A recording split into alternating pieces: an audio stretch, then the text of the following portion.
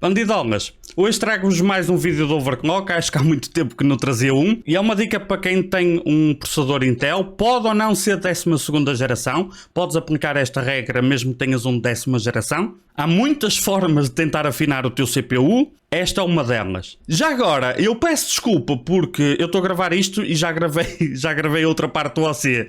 Eu estou aqui com uma ventoinha ligada, eu esqueci-me de desligar porque está calor, portanto vocês provavelmente vão ouvir constantemente o barulho de uma ventoinha. Não tem nada a ver com o PC, foi mesmo eu que estava com calor e esqueci-me, está bem? Sorry. Passando à frente, se quiseres aprender melhor diferentes possibilidades de afinar o teu processador de Intel, se achares que vale a pena, eu tenho vários vídeos com i9, com i5, em diferentes motherboards. Opa, tenho desde 10ª geração, 11ª, 12ª, está espalhado pelo meu canal, diferentes formas de ajustar o teu CPU, seja para ter mais desempenho, seja para consumir menos, seja para ter o mesmo ou mais desempenho sem consumir mais energia. Tenho muitas dicas. Esta em particular é a primeira vez que eu estou a mostrar. Link na descrição para o meu site, caso precises de um serviço meu, para a live stream, códigos de contato rato na Global Data, e vamos pôr o bicho a bombar. Neste momento temos os núcleos todos fixos a 4.9, consegues ver aqui, estão a 100%, afinado como está neste momento, consome menos de 200 watts, e temos aqui no package a temperatura de 74, 76, insistindo, eu sei que ele chega aos 80 com esta temperatura ambiente, que é de 24 graus neste momento. O que nós queremos ver aqui é a diferença de temperaturas de uns núcleos para os outros. Eu vou parar o teste, porque eu já conheço o resultado, isto é só para vos mostrar, e aqui tu consegues ver a diferença da temperatura dos núcleos. Nós temos aqui, eu vou selecionar, este primeiro núcleo, que é o 0, tem 75, e o 1, que é o segundo, 68. Já vês uma discrepância.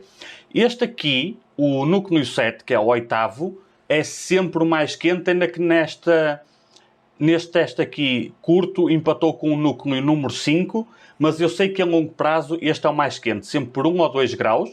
Portanto, este vai bater 80 ou 81 nesta situação, insistindo, e este muito dificilmente chega aos 70. Portanto, nós temos uma diferença que varia de 10 a 12 graus do núcleo mais quente para o mais frio. O que eu já fiz, já demorei muito tempo para chegar a essa conclusão, é que a voltagem necessária, ou dizendo corretamente, a tensão necessária para cada núcleo, passar de 4.9 para 5.0 é basicamente a mesma em todos os núcleos. Uma diferença para de 10 mV de um núcleo, 10, 15, de um núcleo para o outro, entre o melhor e o mais fraco. Mas quando colocamos a 5.0 nesta unidade, o que é importante aqui é tu perceberes a lógica. Não é os valores que vamos ter aqui. Isso é irrelevante, até porque neste caso não justifica aquilo que eu vos vou mostrar. Não dá para o trabalho, quero eu dizer. Mas se percebes a lógica, talvez apanhes um processador teu que queiras afinar, por exemplo, o 10600K, que vem preparado para trabalhar a 4.5, na maior parte das vezes, enquanto tens um jogo aberto, andará na casa dos 4.5. E se tiveres uma board que permite overclock, tu consegues subir bem esse clock. Tens de ter refrigeração, óbvio, mas consegues. Pode o teu ter uma discrepância muito maior de núcleo para núcleo, e tu consegues criar um equilíbrio entre clock, consumo de energia, temperatura e tudo mais. O que é que nós sabemos? Que a voltagem necessária para eles estarem a 5.0 é quase a mesma de uns para os outros. No teu pode não ser. Neste é. Mas sabemos outra coisa. Isto funciona em todos os processadores. A temperatura mais baixa ajuda a estabilizar um clock a uma determinada tensão. Claro que não faz milagres passar de 80 graus para 60.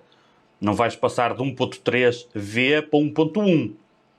Mas imagina uma situação onde a 125 a 90 graus ele não consegue. Se o conseguires pôr a 70, se calhar em vez de 125 precisas de 1242, por exemplo. Este tipo de situações acontece muito. Então o que nós vamos tentar, neste caso eu já sei que é possível, é não pôr a 5.0, porque eu tenho que aumentar muito a tensão e a temperatura aumenta muito com a tensão que é necessária.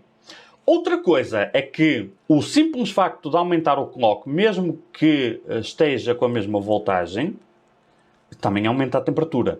As duas coisas contribuem. Então, qual é a situação intermédia? Vamos jogar com as temperaturas e nós sabemos que o núcleo 1 é consideravelmente mais frio. O núcleo 0 é meio gás. Temos aqui o núcleo 3 também é mais fresco. Mas eu já descobri que o núcleo 0 é melhor que o núcleo 3. E o núcleo 7, apesar de neste teste curtinho não se notar, eu sei que ele é o mais quente. O que é que nós vamos fazer? Vamos contar com o benefício da temperatura e aumentar o clock 0, o núcleo 0, quero eu dizer, porque não é necessariamente o mais frio, tirando o 1, mas ele aguenta melhor clocks mais altos. Vamos utilizar o 1 que é mais frio, vamos manter todos os outros iguais e vamos baixar apenas o clock do 7. Portanto, vamos à BIOS e vamos fazer isso. Temos aqui o nosso CPU. Para os curiosos, o SP deste CPU é de 79. Isto só consegues ver nas bordas ASUS. Isto é a pontuação que te diz quão bom é o silício. Lembrando de uma coisa muito importante. A comparação só é válida se for exatamente o mesmo processador. Não podes comparar isto com o i7. Não podes sequer comparar com o 12900KS. Mas se tiveres dois processadores exatamente iguais, por exemplo, 12700K, o que tiver melhor SP tem melhor silício, ok? Esta unidade aqui é uma das piores que tu podes encontrar. E nós vemos aqui 4.9 em todos os núcleos. Eu vou mostrar os settings que tenho, porque eu sei que se tu copiares no teu não vai funcionar. Daí eu dizer que é preciso perceber a lógica. Não adianta copiares. Mas eu tenho um loadline a nível 5, tenho o switching frequency a 700 e aqui o VCore tem a 1275. Ele cai para 123, 124 em carga, porque tem um loadline a nível 5. Se pusermos um loadline a um nível mais alto, o que é que vai acontecer? Ele não vai cair tanto o VCore em carga. É para isso que serve um loadline. Isto tem outras desvantagens. Não é assim tão simples quanto isso, ok? Neste caso, eu achei que o equilíbrio era no nível 5. Sem entrar em pormenores por aí, temos estes settings, não é? Vou carregar um perfil que tenho aqui, que é o perfil 3, já com esses settings. E o que é que está alterado? Nós temos exatamente o mesmo VCore, exatamente o mesmo clock de ring, exatamente o mesmo loadline, o mesmo switching frequency da VRM. Os i-cores estão a 3.9. Mas quando entramos aqui, e tu podes entrar aqui, eu vou voltar aqui ao início. Tu vens a esta página, se a tua borda arrancar neste menu, tu carregas no F7 e vens para aqui.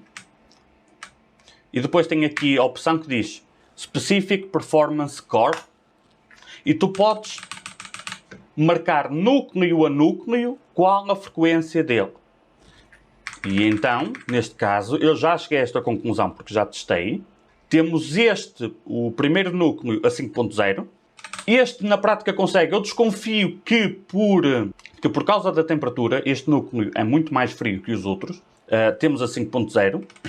Aqui, nos outros núcleos, eu como já testei um por um, eu sei que ou eles vão ficar mais quentes ou precisam de muito mais VCore, principalmente se entras em 5.1. Portanto, não vale a pena insistir, a não ser que prejudiques temperatura. E temos o último, que é o mais quente, pelo menos em longa duração, e ele acaba por aquecer mais. Baixamos para 4.8. Portanto, em 2 aumentamos 100 MHz e num baixamos 100.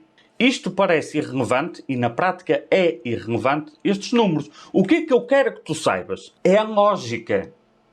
Porque tu podes no teu deparar-te com uma situação onde há uma discrepância de 300 MHz para cima ou para baixo. Quando tu tentas, imagina que tens um 12600K que enquanto jogas está a 4.5 e tu queres ver o qual mais próximo, por exemplo, de 5.0 tu consegues pôr. Porque há uma diferença grande. Aí sim dá muito desempenho. Mas a 5.0 precisa de muito VCore.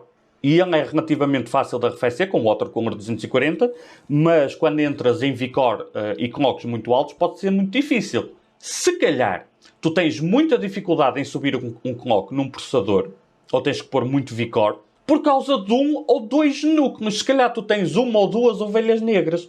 E podes ter uma situação onde, para ele se manter fresco, fácil de controlar, tu tens que pôr, por exemplo, dois núcleos a 4.7, mas os outros todos, tu podes pôr a 4.9 ou 5.0, talvez. E tu estavas a sacrificar 200 ou 300 MHz em 4 núcleos por causa de 2. Eu estou a pensar no exemplo do i5 que tem 6 P-Core e 4 E-Core. Neste caso em particular, lá está, não compensa, mas se tiveres 200, 300, 400 MHz entre o melhor e o mais fraco, porque quando tu estás a fazer overclock à mão, o que manda é o núcleo mais fraco. Isto acontece também em Ryzen. Só que em Ryzen, depende do Ryzen que for. Nos Ryzen 9 eu gosto de fazer overclock, quer dizer, pelo menos ver se compensa. Às vezes pode não compensar. Fazer overclock por CCX. A CCX é um conjunto de núcleos. Se tu tiveres, por exemplo, um Ryzen 9 de 12 núcleos, tu vais ter 4 CCX de 3 núcleos cada um. Portanto, tu consegues alterar de 3 em 3 o clock. Não consegues 1 a 1, mas consegues 3 em 3. O Ryzen 9 de 16 núcleos consegues alterar de 4 em 4. Ainda assim, já me deparei muitas vezes com a situação onde compensava muito mais, tu conseguias ter basicamente o mesmo consumo de energia, basicamente a mesma temperatura, mas havia, por exemplo, das 4 CCX, uma delas ou duas que eram muito melhores que as outras. E acabava por compensar até mais que PBO. Era mais fácil de arrefecer, o desempenho multicore aumentava muito, e aumenta, se correr bem, não é? No teu chip. Aumenta muito o multicore, o single core fica basicamente a mesma coisa. Se tu tiveres uma CCX que suba praticamente tanto, ou tanto quanto o turbo máximo single core dele, é só uma questão de testar. Mas também gosto de fazer isto em Ryzen. E aqui tu já vês que tens 5.0, os outros todos a 4.9 e um a 4.8. Nós temos os 70 na mesma, abaixo do 80. O núcleo 1 continua a ser muito mais frio que os outros. Todos aqui neste teste mantivemos as temperaturas abaixo de 80. Lá está, insistindo, ele passa dos 80 e depende da temperatura ambiente. Mas jogamos com os núcleos mais quentes e o mais frio. E não vimos o consumo durante o teste. Durante o teste, o consumo aumentou menos de 10 watts. Consome um bocadinho mais. Nós tínhamos 192, 193, temos 200, 203 para aí, não é? Teve um pico de 205, há sempre um pico acima, mas estás a ver que ele anda aqui na prática na casa dos 200. Porquê? Porque o simples facto de termos dois núcleos a 5.0 faz com que ele aqueça mais. Para curiosos, que eu sei que há sempre curiosos, ainda que isto não seja muito relevante, vamos ver qual é o desempenho com que ele fica no Cinebench, porque PC Gamer que é PC Gamer tem que saber o score do Cinebench no seu CPU, não é? 28.050 arredondando. Eu se fizer mais um, eu sei que ele eventualmente chega aos 28.100, é o pico máximo que ele bate. Sem isto, ele fica 28.030, 40 no máximo, às vezes abaixo de 28.000. Portanto, aumentamos em média, quanto muito 100 pontos. Não faz diferença. Não justifica o trabalho. Mas talvez no teu justifique. Testa e vê. Lá está, 28.105. Bom, fica a dica, bandidos. Links na descrição para o meu site, para a live stream no site roxo, essas coisas todas. Deixa aquele like potente e vemo-nos por lá, bandidolas. Beijinhos à tua prima. Tchau, tchau.